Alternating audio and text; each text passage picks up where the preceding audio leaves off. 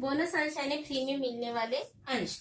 ये क्या किया जाता है, समता अंशधारी को ही सिर्फ बोनस दिया जाता है। ये बोनस जो रहता है, समझो आपने 2 अंश खरीदे हैं, तो 2 में आपको क्या करेगा, 1 अंश कंपनी अपने तरफ से फ्री में देंगे। जब भी कंपनी को एक्स्ट्रा प्रॉफिट होता है तो ये सबसे पहले तो लाभांश देती है, और प्लस अगर फिर भी उनके पास अगर कुछ एक्स्ट्रा पैसे बचे तो क्या करते हैं, ये बोनस के स्वरूप में आपको क्या दे सकती है, वो गिफ्ट में दिया जाता है।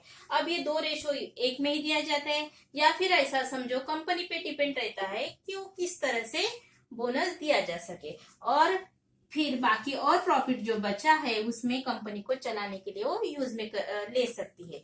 नेक्स्ट देखना है आपको अधिकार।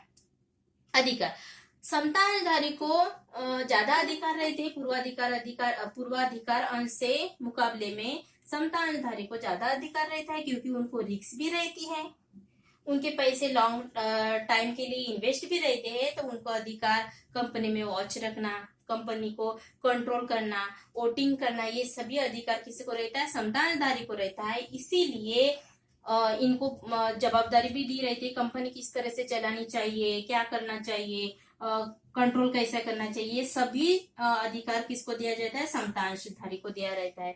नेक्स्ट देखो, शेष दावेदार।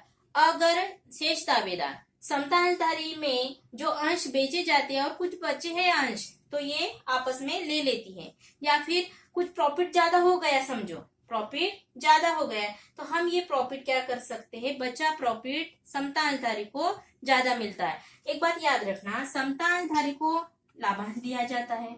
लाभांश का जो दर रहता है ये हमेशा क्या होता है, चेंज होता रहता है, कभी कम कभी ज्यादा। मगर समतांशधारी को अगर कंपनी में प्रॉफिट ज्यादा होता है तो सबसे ज्यादा फायदा भी किसको होता है, समतांशधारी को ही होता है।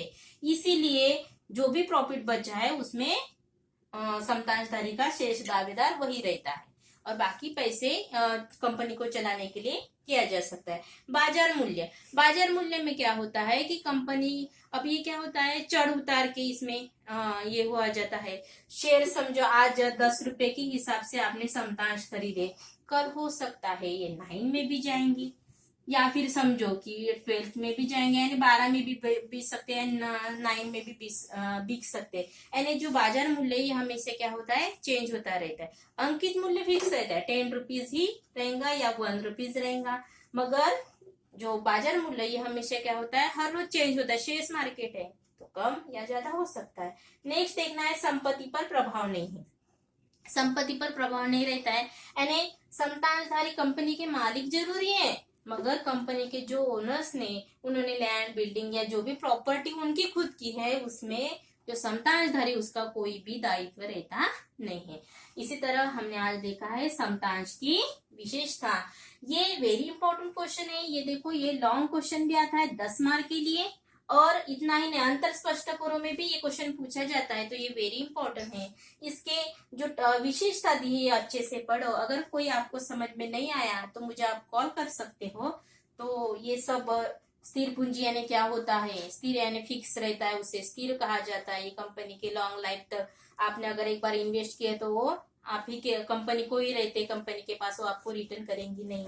बदलता लाभांश दर यानी समतांश का जो लाभांश का दर है वो हर साल चेंज होता है, वो प्रॉफिट पे डिपेंड रहता है। प्रॉफिट अगर ज्यादा है तो समतांशधारी को ज्यादा लाभांश मिलेगा, कम है तो कम मिलेगा, या फिर नहीं भी मिल सकता है। ये इस तरह से इसका जो लाभांश का दर है वो बदलता रहता है। नेक्स्ट है जोखिम, इसको लाभांश मिलेगा गारंटी नहीं है। प्लस अगर आपकी कंपनी बंद भी हो रही तो ये भी गारंटी नहीं है कि आपने जो इन्वेस्ट पैसे किए वो रिटर्न होंगे नहीं होंगे, ये भी गारंटी नहीं है। मताधिकार रहता है, यानी मत वोटिंग करने का आपको पावर रहता है समतांशधारी